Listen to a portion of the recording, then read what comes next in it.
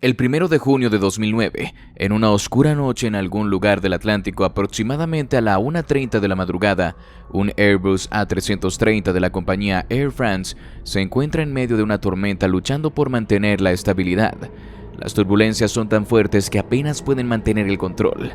Esta es la historia del vuelo 447 de Air France el 31 de mayo de 2009, Aeropuerto Internacional de Galeão, Río de Janeiro, en Brasil.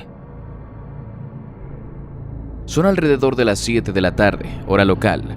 Un Airbus A330 de la compañía Air France se encuentra en la puerta del embarque realizando los preparativos para un vuelo con destino a París, Francia. La ruta de Río de Janeiro a París cruza el Océano Atlántico, comenzando en Brasil y viajando sobre el Atlántico Norte, acercando al continente europeo antes de aterrizar en el aeropuerto Charles de Gaulle en París, Francia. Este vuelo suele durar aproximadamente unas 11 horas. El avión era un Airbus A330-203, adquirido por Air France en el año 2005, uno de los modelos más seguros. Hasta el momento se había llevado a cabo una importante revisión en esta aeronave en abril de 2009, y hasta este momento había acumulado casi 19.000 horas de vuelo. La aeronave estaba equipada con dos motores General Electric CF6.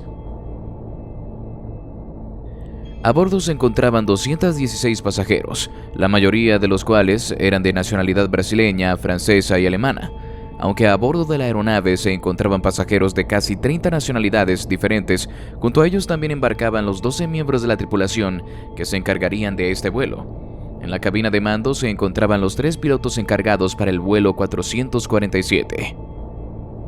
Normalmente este tipo de vuelo suele realizarse con 2 pilotos, pero debido a la larga duración del mismo, se contó con un tercer piloto, un capitán y 2 primeros oficiales. El capitán era Marc Dubois, de 58 años de edad, y contaba con unas 11.000 horas de experiencia en vuelo, de las cuales 1.750 fueron en el Airbus A330. Hacía casi 11 años que se unió a la compañía Air France, y el primer oficial Pierre-Cédric Bonlin tenía 32 años. De los 3 pilotos era el menos experimentado. Además de ser el más joven, contaba con apenas 3.000 horas de vuelo, de las cuales 800 correspondían al 330. La mayoría de ellas fueron acumuladas justo el año anterior. Llevaba 5 años trabajando para Air France. El tercer piloto era el primer oficial de relevo, David Robert, de 37 años de edad, y se unió a Air France en el año 99. Y contaba con poco más de 6.500 horas de experiencia en vuelo, de las cuales 4.500 fueron a bordo del A330, siendo este el más experimentado de los 3 en este modelo de avión. La tripulación del vuelo 447 había llegado a Río de Janeiro procedente de París. El 28 de mayo tenía una parada programada de 3 días en Río antes de volver a París. Por lo que sabemos, algunos de los pilotos habían aprovechado estos 3 días para descansar, junto a algunos de sus familiares que habían viajado con ellos. En el aeropuerto el clima era óptimo para el despegue, y todo apuntaba a que sería un vuelo sin complicaciones. Sin embargo, las condiciones meteorológicas en el trayecto no parecían tan esperanzadoras, ya que atravesaría la zona de convergencia intertropical, una región donde suelen formarse fuertes tormentas eléctricas y turbulencias severas. A las 7:29 de la tarde, hora local, el vuelo 447 de Air France despegó del Aeropuerto Internacional de Galeão sin complicaciones. A pocos minutos del despegue, cuando se encontraban bordeando la costa brasileña, la aeronave alcanzó los 20.000 pies de altitud. En ese momento, el piloto de reserva David Robert se retiró para realizar su descanso programado durante unas 3 horas aproximadamente. Alrededor de la 1:30 de la madrugada, cuando se encontraban a 35.000 pies de altura, entraron en el espacio aéreo oceánico, cuando sobrevolaban el Océano Atlántico. Mientras el vuelo transcurría con normalidad, justo en ese momento en la cabina, recibieron un mensaje desde Air France, advirtiéndoles de fuertes tormentas en la ruta. Más adelante, los pilotos debatían sobre las opciones para poder evitar las turbulencias que se ocasionarían al atravesar esa zona. El primer oficial comenzó a preocuparse al comprobar en pantalla que las nubes de la tormenta se aproximaban rápidamente mientras atenuaba las luces de la cabina para tener una mejor visibilidad del exterior a través del parabrisas.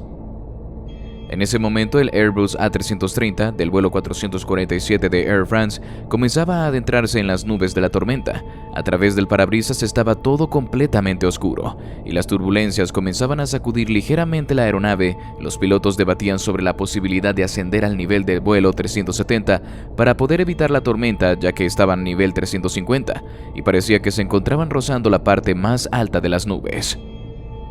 Sin embargo, al realizar las comprobaciones oportunas, descubrieron que la altitud máxima a la que podían ascender era el nivel de vuelo 370, por lo que determinaron que iniciar el ascenso y poner el avión al límite no sería la mejor idea.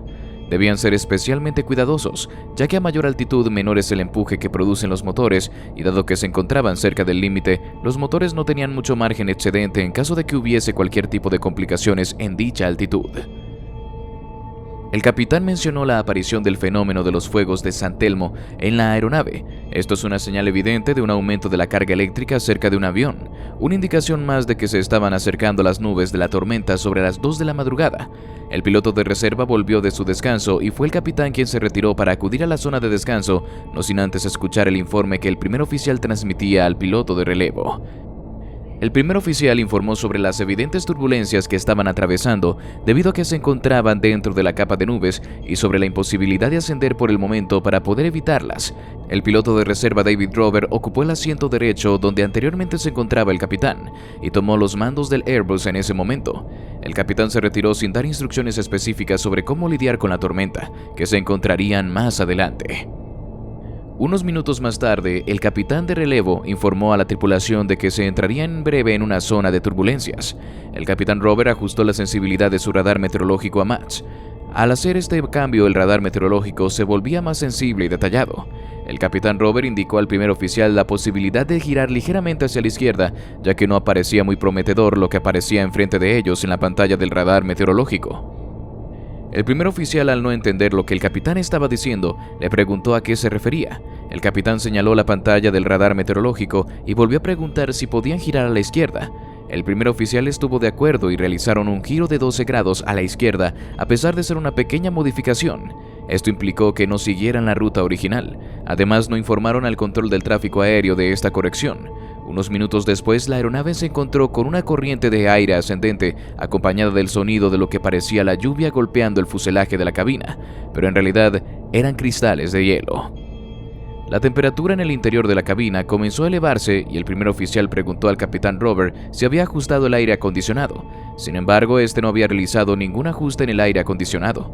Inmediatamente un olor extraño inundó la cabina. El capitán Rover reconoció este olor como ozono. El olor a ozono se produce cuando el aire se mezcla con electricidad, un fenómeno común en las tormentas eléctricas. El cambio repentino de temperatura y humedad percibido en la cabina fue probablemente una señal significativa de que los motores habían succionado una cantidad considerable de agua o hielo, lo que sobrecargó parcialmente el sistema de aire acondicionado. Unos instantes después, las turbulencias se hicieron más intensas y el primer oficial redujo la velocidad de Mach 0.82 a Mach 0.8, que era la velocidad recomendada para atravesar las turbulencias. Esto provocó que el acelerador automático redujera la potencia al 84 por N1. Los tubos pilot comenzaron a congelarse. Esto normalmente no sería un inconveniente, ya que disponen de unos calentadores para descongelarlos, pero si la concentración de hielo es demasiado alta, los tubos pitot pueden obstruirse antes de que los calentadores puedan derretir el hielo. Los cristales de hielo que ahora estaban impactando el exterior del avión comenzaron a sobrecargar los elementos calefactores de las sondas de pitot, las cuales proporcionaban información crucial a los 3 módulos de datos aéreos. En ese momento, a las 2:10 de la madrugada, el piloto automático y el acelerador TIC se desconectaron repentinamente, acompañados de una alerta sonora en la cabina. En ese mismo momento, una fuerte ráfaga de viento hizo que el avión se inclinara bruscamente hacia la derecha.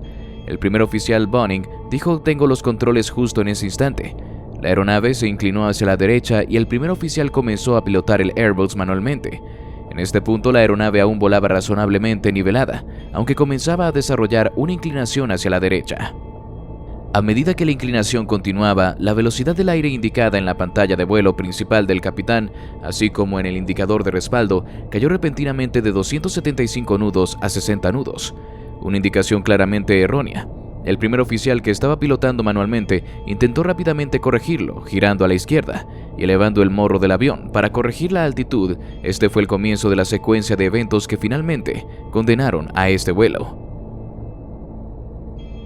El primer oficial, concentrado en corregir la inclinación del avión y volver a nivelar la aeronave, comenzó a sobrecorrección de derecha a izquierda y viceversa. Sin embargo, el cabeceo de la aeronave hacia arriba estaba aumentando rápidamente, lo que llevó a una velocidad de ascenso muy alta, casi de inmediato tras la desconexión del piloto automático.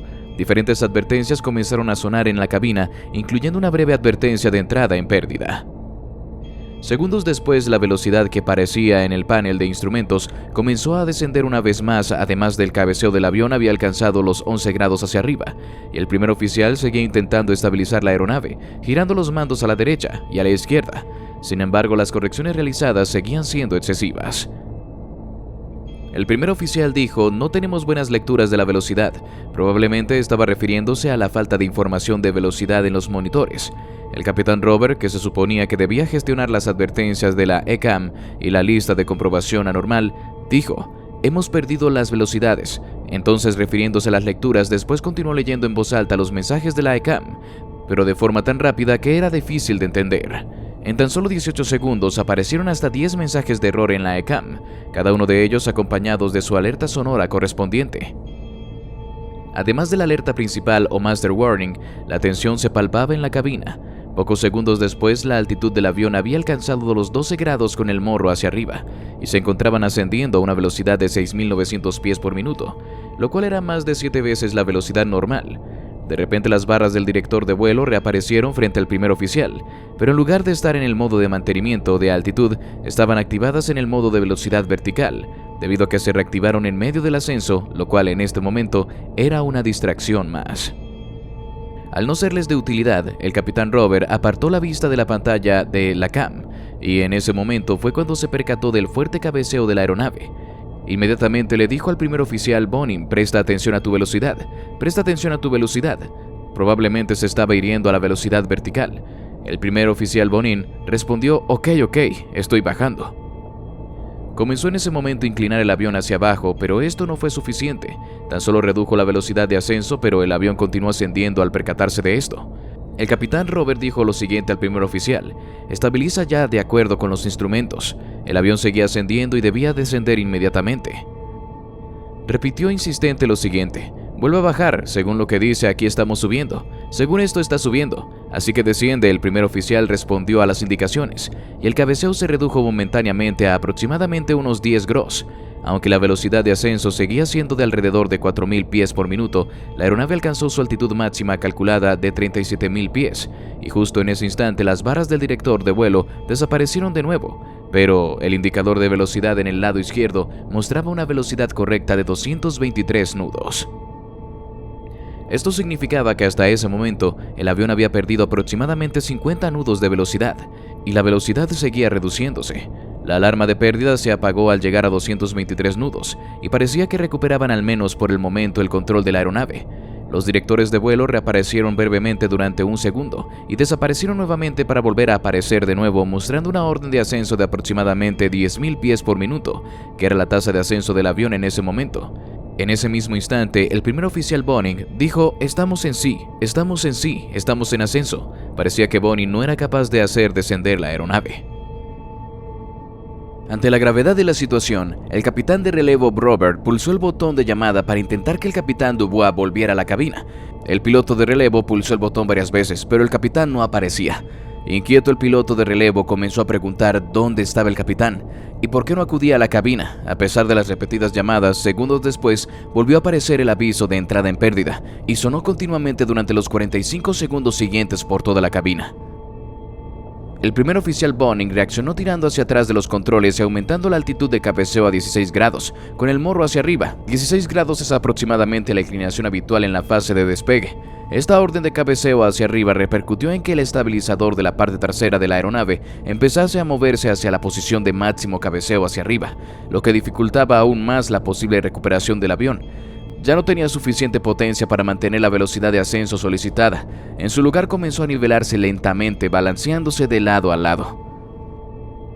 El Prim Polial reaccionó desesperadamente, intentando contrarrestarlo con la palanca de mandos. Esto los conducía directamente a un stall o entrada en pérdida, pero no reaccionaron al aviso.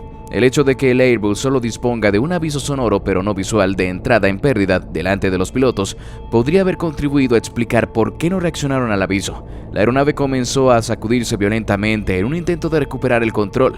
El primer oficial Bonin puso el acelerador en la posición toga. Pero a esta altitud por encima de la máxima de rendimiento de la aeronave, los motores no podían producir suficiente potencia, ni siquiera para mantener la velocidad, y mucho menos para acelerarla. TOGA es un acrónimo de Take Off Go Around, que se refiere a una configuración en la que los motores operan a potencia máxima. Esta configuración se utiliza generalmente durante el despegue o cuando se requiere una potencia máxima para un procedimiento de aproximación de emergencia. Mientras tanto, el capitán Dubois seguía sin aparecer en la cabina, lo cual aumentaba aún más la tensión entre los pilotos. El primer oficial Boning dijo "estoy en toga", pensando que de esta manera el avión aceleraría y saldrían de esa tensa situación. Sin embargo, lejos de su objetivo, la aeronave ascendió ligeramente y con el morro del avión apuntando hacia arriba, en un ángulo de 18 grados. Los motores finalmente no pudieron generar suficiente potencia y el avión entró en pérdida comenzando el descenso. En ese momento, el hielo de los tubos pitot se había derretido y tanto el indicador de velocidad del aire de reserva como el izquierdo habían vuelto a funcionar. La velocidad era de 183 nudos, lo que significa que habían perdido unos 90 nudos. La aeronave inició un descenso en picado y la alerta de entrada en pérdida no dejaba de sonar. En ese mismo instante, el capitán Robert, desorientado completamente por la situación, dijo: "Todavía tenemos los motores. ¿Qué está pasando? No entiendo". Lo que está pasando, la aeronave comenzó a inclinarse hacia la derecha, mientras el primer oficial movía continuamente el mando hacia la izquierda y hacia arriba. Sin embargo, esta acción no parecía tener efecto. El primer oficial dijo en ese momento que ya no tenía el control de la aeronave, mientras el capitán Robert le dijo que mantuviera la palanca de mandos hacia la izquierda. Es justo en ese momento cuando el capitán Robert, el copiloto más antiguo y aparentemente con una mejor comprensión de la situación, asume el control del avión. Sin embargo, tampoco nota que el avión ha entrado en pérdida, a pesar de la alarma sonora que alerta sobre esta conducción.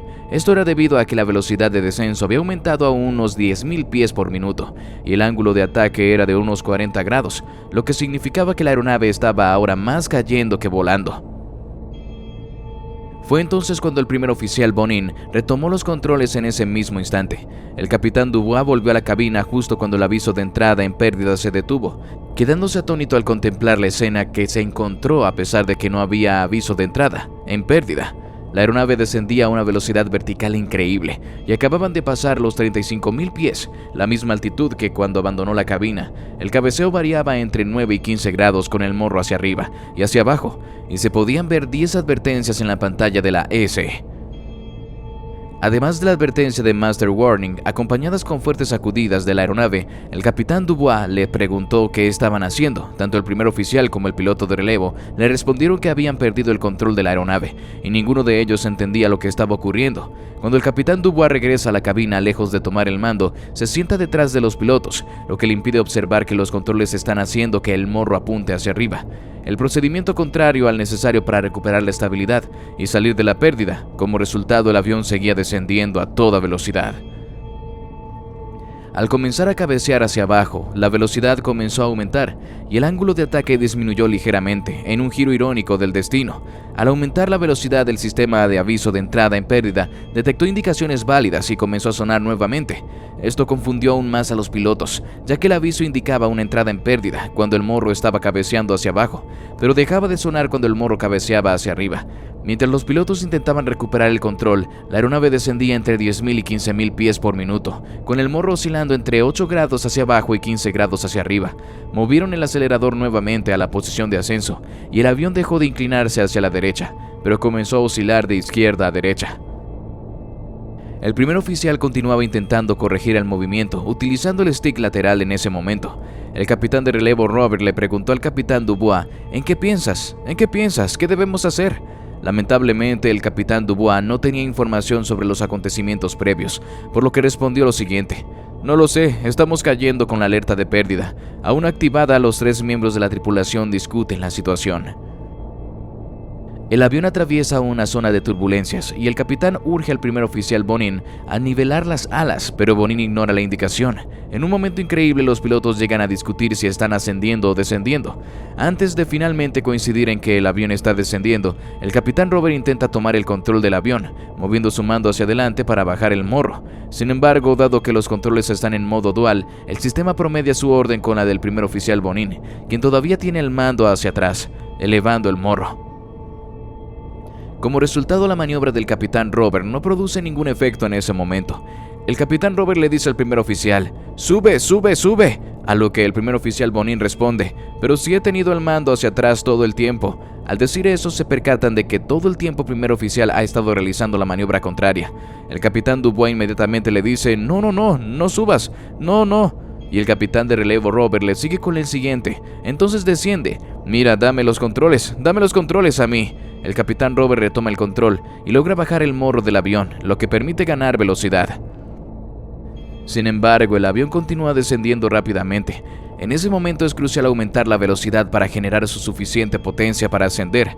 Sin embargo, sin informar a sus compañeros, el primer oficial Bonin vuelve a tirar hacia atrás de su palanca, reduciendo la efectividad de la maniobra del capitán Robert. Sin percatarse de este detalle, el capitán Robert no logra entender por qué la aeronave seguía descendiendo. En ese momento, el capitán Robert cambió la estrategia y tiró de los mandos hacia atrás, mientras de fondo se escuchaba el sistema GPWS con los mensajes de Sin Rate Pull Up, ya que la aeronave se encontraba a 2.500 pies de altura. Esto provocó que el capitán cambiara de opinión y gritara adelante: «¡Tirad!». Mientras tanto, el primer oficial repetía: «¡Vamos, tirad arriba, arriba!». Ambos pilotos tiraron al máximo de sus palancas de mandos, lo que hizo que el morro se elevara 16,2 grados sobre el horizonte y un ángulo de alabeo de 5,3 grados a la izquierda. En ese momento la velocidad era de 107 nudos en horizontal y 107 nudos en vertical.